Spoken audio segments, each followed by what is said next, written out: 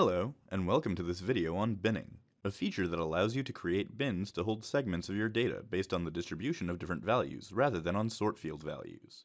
In this video, we will show you how to create bins, adjust bin width, and use them in different types of charts. Binning allows you to determine the frequency of values across the entire range of values. It is used for analyzing a frequency distribution. With binning, you can create discrete buckets of continuous data that control how groups of your data display. Binning gives you the ability to review trends and spot outliers. Note that in this video, we use a filter so that values that are less than 2000 will display. This allows us to focus our example. You can review the distribution of revenue for sales orders from retail sales.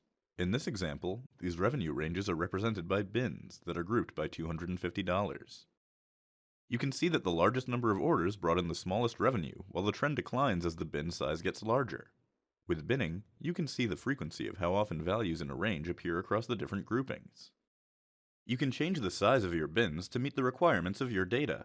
As the range of values from the maximum to the minimum increases, you will want to increase the size of your bins. Ultimately, you want to pay attention to the distribution of values in your data. Take time to review the actual distance between your values so that you can accommodate them.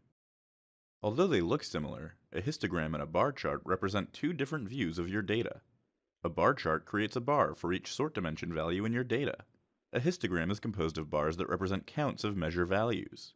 The height of each bar is a count of the measure values that fall into that range. A bell curve is an example of a histogram. To create a histogram, click the Other button on the Format tab and select the vertical or horizontal histogram chart type.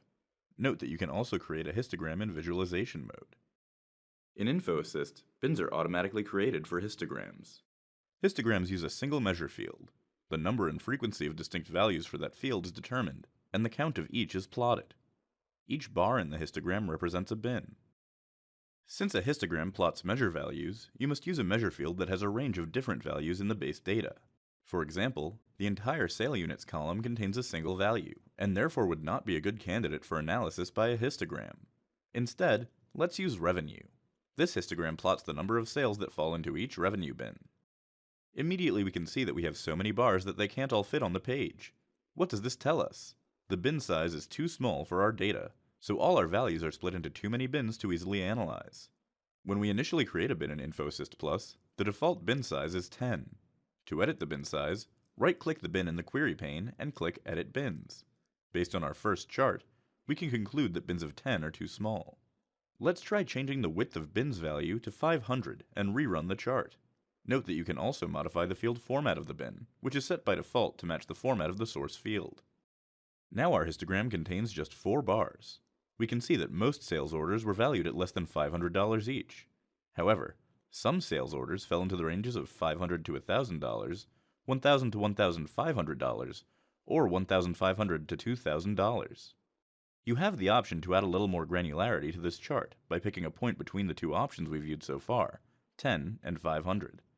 You can increase the number of bars by decreasing the bin size until you reach the bin size that you feel best suits your data. Now when we run the chart, we see bars in increments of 250. Our data is skewed right, or has positive skew, meaning the average revenue is higher than the median revenue. We can see that a plurality of customers spent less than $250 with each sales order, but that almost as many spent between $250 and $500, and that there were sale orders going well over $1,000. You can also use bins to analyze your data categorizations in other charts and reports. For example, we can create a pie chart visualizing how gross profit related to our groupings of revenue.